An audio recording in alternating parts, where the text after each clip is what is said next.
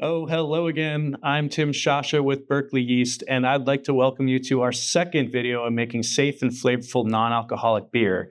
If you missed our first video, I would suggest clicking on the link to it in the notes below so you can hear about the two best tools for helping prevent the growth of pathogens and spoilage bacteria in your beer: pasteurization and low pH.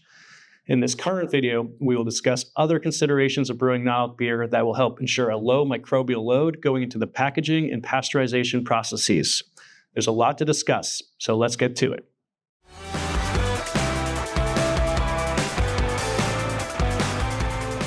After your wort has left the safety of the hot side of brewing, not only do you need to be very cautious in preventing contamination, but you'll want to crush your tank as soon as possible. That's why Berkeley Yeast suggests pitching our maltose-negative yeast strains at a rate of at least 1.5 million cells per milliliter per degree Plato. We want to rip through fermentation a day or two and get the tank cold. Imagine the period of warm fermentation and cellaring as like sitting at the DMV. You have to do it, but the sooner you leave, the better. Whether the beer is warm or cold, minimizing touches will help decrease the chances of microbes contaminating your beer. Keep your transfer distances as short as possible. Move the beer from tank to tank as few times as you can. I think this is a great opportunity to review with your team SOPs on CIP, SIP, gasket and clamp cleanliness, the way you store your clean butterfly valves and other parts. Zwickels and carbstones are notorious for harboring bacteria. How about reviewing techniques on spritzing sanitizer at the connection points? Is every employee getting thorough coverage from the spray bottle? Underperforming the basics of brewing could make NA drinkers sick or let spoilage bacteria into your product. It should go without saying that cleanliness and proper sanitation are instrumental to making great non-alc beer. At the end of fermentation, decrease your pH to further protect your beer. Watch my first video on non-alc safety for more information about that. Now, at this point during cellaring, some brewers add preservatives to stabilize their NA beer.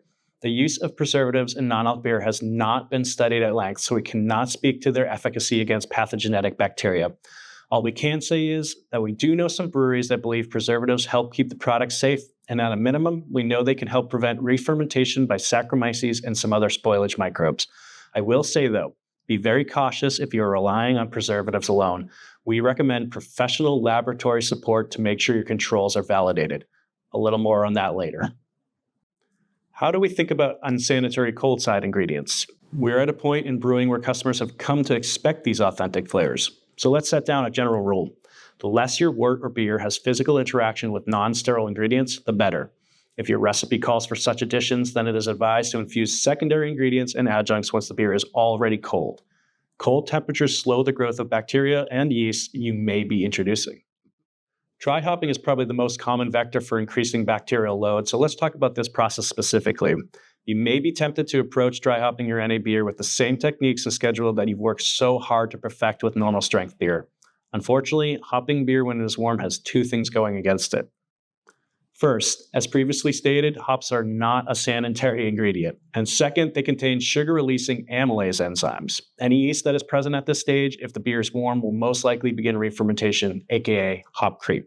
So not only is dry hopping introducing bacteria, but it is increasing fermentability, which can put you above the legal 0.5% ABV limit. For these reasons, you'll want to add all your dry hops at the same time as you crash your tank. The beer will be warm long enough to extract some aroma, but will get cold soon enough to prevent fermentation and growth of microbes. Let's say your beer is now crashed. It is recommended that you get to packaging sooner than later, so don't stay cold for more than a week before your package date.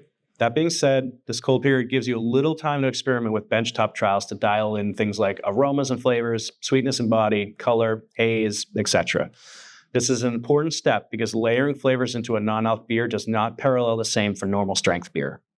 Looking for tips on how to create your first NA recipe? Check out the links in the notes below that will bring you to 2 recipes I posted on Craft Beer and Brewing's website. Also, stay tuned for my next video that will walk you through NA recipe design and the various impactful ways to create a tasty end product. When your beer is flavored, stabilized, and properly cellared, it is time to filter or spin it if you have these capabilities. Are you pasteurizing your beer? If so, before you do, you will want to remove as much yeast and organic matter as possible to prevent autolysis and staling flavors. Recent research shows that not only low pH, but also carbonation in your sealed product might inhibit the growth of pathogenic bacteria.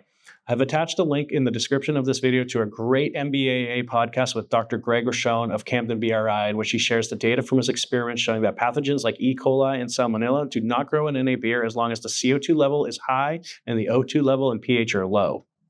Okay, your NA beer is all carbed up and it's ready for package. I would emphatically advise you to not put the beer in kegs.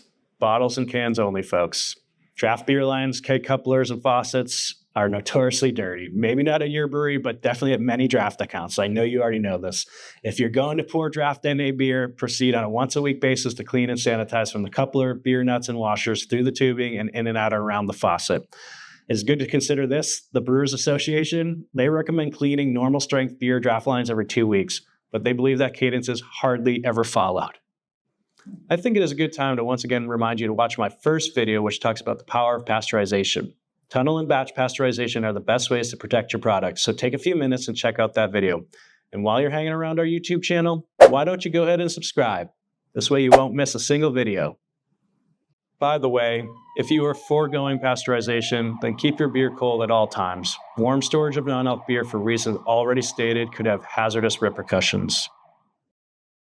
With or without pasteurization, you will want to consider microbiological testing of your beer as each batch journeys away from your brewery. If you can afford to run internal PCR testing of various pathogens, then do it.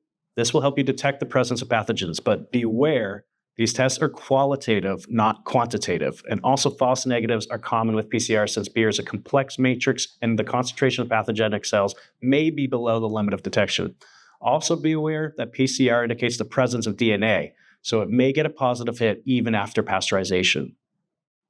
Plating, for the most part, is not recommended since you may be culturing pathogenic bacteria and your brewery is likely not equipped with biosafety level 2 equipment like biosafety cabinets to keep you and your coworkers safe.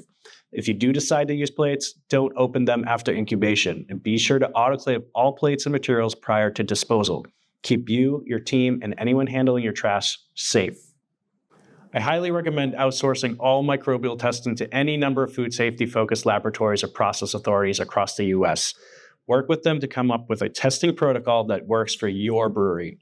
Stay safe and also decrease your liability by working with a third party that has expertise in this realm. I wish I could say that there's an affordable, widely available silver bullet to tackle testing, but the truth is you will need to assemble a multi-pronged approach. If you are interested in working with a process authority, email support@berkeleyyeast.com and we can help connect you. Wow, we have now spent 2 videos just on safety, and for good reason. You have to carefully plan out your non-alc brewing process to protect the safety of your customers. I'm not trying to be your dad, but you know brewers. Brewers, they're just a rebellious group. They're all into experimentation and like to mess around, so, I'm just concerned, okay? But don't worry. In my next video, we will turn up the fun meter to 11 and geek out about how to design dope recipes and brew rad non-alc beer. Yeah! This beer slaps! In the meantime, if you'd like to speak to us here at Berkeley Yeast directly about any of the information you've just seen or need assistance with recipe design sooner than later, then please do not hesitate to reach out to us. Our team of brewers and industry experts are here to help you make great beer.